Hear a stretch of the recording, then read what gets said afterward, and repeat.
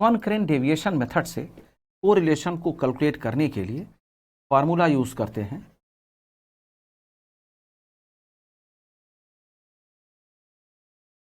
कॉनकरेंट deviation method से correlation को calculate करने का फार्मूला यूज किया जाता है plus minus under root 2c minus n divided by n। इसमें कौन क्या है वह देखते हैं। c जिसे हम कॉनकरेंट डेविएशन कहते हैं। Concurrent deviation is the positive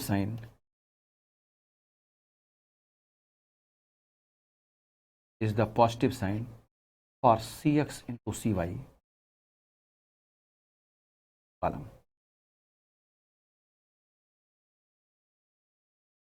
n number of items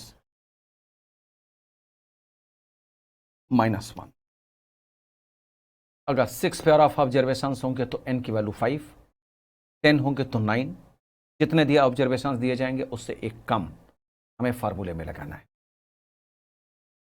इस पर बेस्ड किसी क्वेश्चन को मैं बताऊं उससे पहले तो एक एजम्पशन 2 देखें, एक नहीं 2 देखें।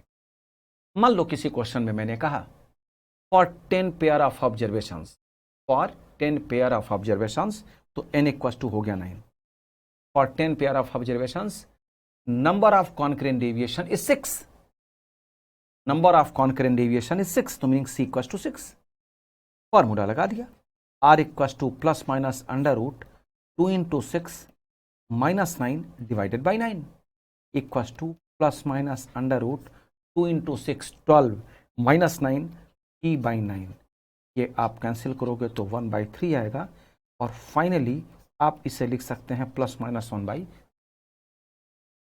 लेकिन मान लो एक कोई दूसरा क्वेश्चन आपसे कहा जाए सॉल्व करने के लिए for 10 pair of observations meaning n equal to 9, number of concurrent deviation is 4। Number of concurrent deviation is, find the correlation coefficient. अब जरा ध्यान समझना, इसमें यह भी नहीं बताया गया कि कौन सा मेथड, केवल फाइंड द कोरिलेशन कोफिशिएंट। अब अंडरस्टूड है कि अगर कॉनकरेंट डेविएशन की बात हो रही है तो ये फार्मूला जो हम लगाएंगे या जो गिवन इन्फॉर्मेशन है उसके बेस पर यही तो लगाएंगे। जरा चेक करके देखो। अब इस क्वेश्चन की गिवन इन्फॉर्मेशन के बेस पर ये तो नहीं लगता ना कि स्पीयरमैन रैंक मेथड लगा दे या कार्ल पियर्सन मेथड लगा दे, क्योंकि भाई कार्ल पियर्सन के लिए डेविएशंस की इंफॉर्मेशन होनी चाहिए, रैंक मेथड को लगाने के लिए रैंक की इंफॉर्मेशन होनी चाहिए, सिग्मा डी या सिग्मा डी स्क्वायर की इंफॉर्मेशन होनी। कॉनकरेंट डेविएशन मेथड को लगाने के लिए नंबर ऑफ कॉनकरेंट डेविएशन होना चाहिए। तो यहां लिख दिया गया, बता दिया गया क्या, for 10 pair of observations number of concurrent deviation is 4। इसकी meaning c equal to 4 n equal to 9। Formula जब हमने अप्लाई किया तो plus minus 2 into 4 minus 9 divided by 9 equal to plus minus under root 8 minus 9 minus 1/9। लेकिन root के अंदर negative तो calculate हो ही नहीं सकता, ये तो आउट ऑफ फॉर्म आ गया। फिर कैसे करें? जब किसी क्वेश्चन की कैलकुलेशन में कॉनकरेंट डेविएशन में रूट के अंदर निगेटिव आ जाए तो आप ओरिजिनल फार्मूले को ही चेंज कर दें। आप ओरिजिनल फार्मूले में रूट के अंदर प्लस माइनस लगाओ, और जब यहां आप रूट के अंदर प्लस माइनस लगाओगे तो जो ये -1/9 हुआ करता था वो अब हो जाएगा +1/। और फाइनली आप आंसर लिख देंगे +-1/। ये आपका it means anyhow root के अंदर पॉजिटिव होना ही चाहिए। अगर पॉजिटिव है तो ठीक है, अगर पॉजिटिव नहीं है तो प्लस माइनस लगाकर उसे पॉजिटिव बना ले। समझो मैं क्या कह रहा हूं? अगर कॉनकरेंट डेविएशन में रूट के अंदर पॉजिटिव है फिर तो कुछ सोचना ही नहीं है, डायरेक्ट आंसर। और अगर रूट के अंदर निगेटिव आ जाए तो उसे माइनस साइन अप्लाई करके हम पॉजिटिव में कन्वर्ट करेंगे, तब हम कॉनकरेंट डेविएशन से कोरिलेशन कोफिशिएंट की वैल्यू निकालें। अच्छा, एक स्टेटमेंट और भी है, वो मैं बता दूं, उसके बाद हम आगे चलते हैं। मान लो इन दोनों में से किसी के एक के लिए, आप ये ना समझो कि फर्स्ट एग्जाम्पल या सेकेंड, दोनों के लिए मैं मान लो ये फर्स्ट है, आपने आंसर कैलकुलेट किया क्या, ±1/√3, लेकिन इस क्वेश्चन के ऑप्शंस दिए जा रहे हैं 1/√3, डी -1/√3, डी 1/3 और डी नन ऑफ दीज। सही आंसर क्या होना चाहिए? बहुत सारे स्टूडेंट्स कहेंगे 1/√3 ऑप्शन ए। नहीं, गलत है। सही होना चाहिए -1/√3। क्यों? क्योंकि कॉन्करेंट डेविएशन नेगेटिव कोरिलेशन को, इसीलिए -1/√3 आपका सही आंसर होगा इस पर्टिकुलर एग्जाम्पल के। ध्यान से सुनना, अगर +-1/√3 की इंफॉर्मेशन ऑप्शन में किसी गिवन है, फिर तो कुछ सोचना ही नहीं है, फिर तो यही आंसर होगा। अगर प्लस माइनस के साथ ऑप्शन कोई है, फिर तो कुछ सोचना ही नहीं है। कंफ्यूजन तब होगी जब प्लस अलग है माइनस अलग है, जब प्लस अलग है माइनस अलग है, उस केस में आपका सही आंसर होना चाहिए नेगेटिव साइन के साथ कोरिलेशन की जो वैल्यू दी जाए वो। एक रीजन मैंने आपको बता दिया, क्योंकि कॉन्करेंट डेविएशन नेगेटिव कोरिलेशन को बताता है।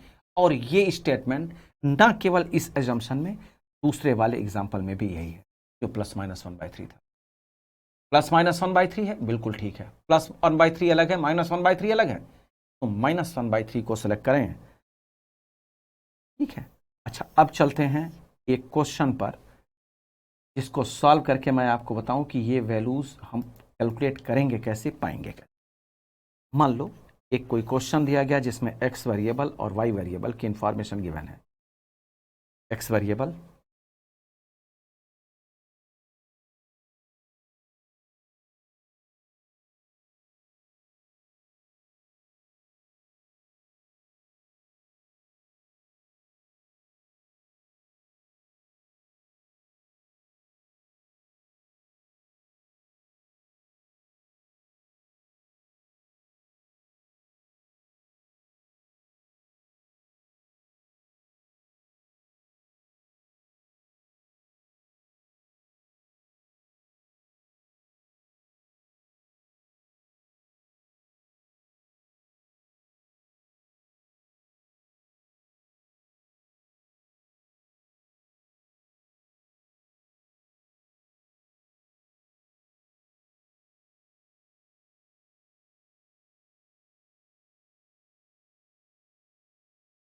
यह question, find the correlation coefficient by concurrent deviation method. अब कॉन्करेंट डेविएशन मेथड यूज करने के लिए सबसे पहले n 6 ऑब्जर्वेशन है, तो n इक्वल टू कितना हो गया 5। ये तो क्लियर हो। अब जरा देखें,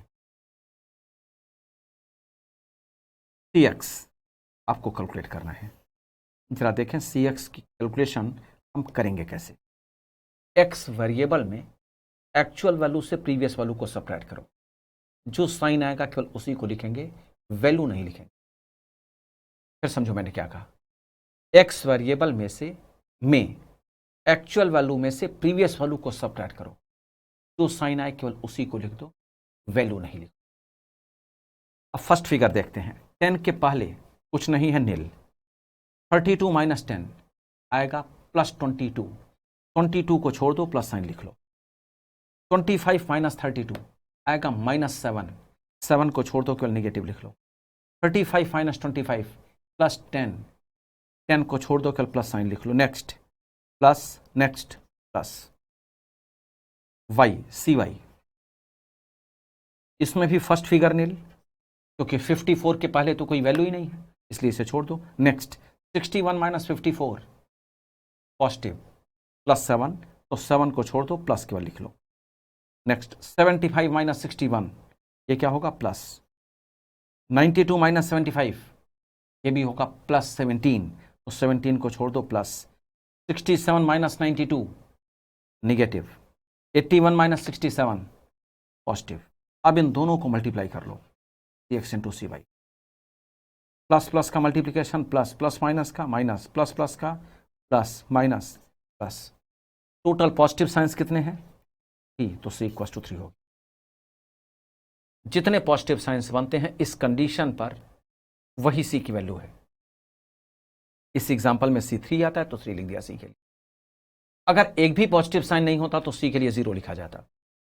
और अब फॉर्मूला अगर हम लगाएं कॉन्करेंट डेविएशन के लिए तो r equals to plus minus under root 2c minus N divided by N. तो plus minus under root 2 into 3 minus 5 divided by 5 plus minus under root 6 minus 5 1/5 final answer. Root के अंदर क्योंकि positive है आगे हमें कुछ भी करने की जरूरत नहीं है, प्लस माइनस 1/√5। एक बार फिर वही क्वेश्चन रेज हुआ कि क्या हमें इसी तरह से टेबल के बेस पर कोरिलेशन कैलकुलेट करना होगा कॉन्करेंट डेविएशन से? नहीं, बिल्कुल नहीं। तो फिर कैसे? तो फिर इस तरह से, जरा देखो, तो फिर इस तरह से एक क्वेश्चन आपको दिया जाएगा। कैसे दिया जाएगा? For 6 pair of observations, for 6 pair of observations,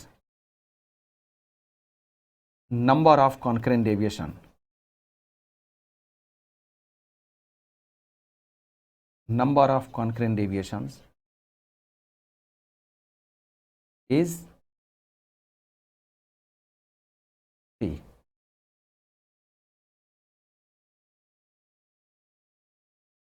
Find the coefficient. अब इसके बाद जब आप इस क्वेश्चन का सॉल्यूशन लिखेंगे तो सॉल्यूशन ये रहा, सॉल्यूशन प्लस माइनस 1/√5 आ गया आंसर।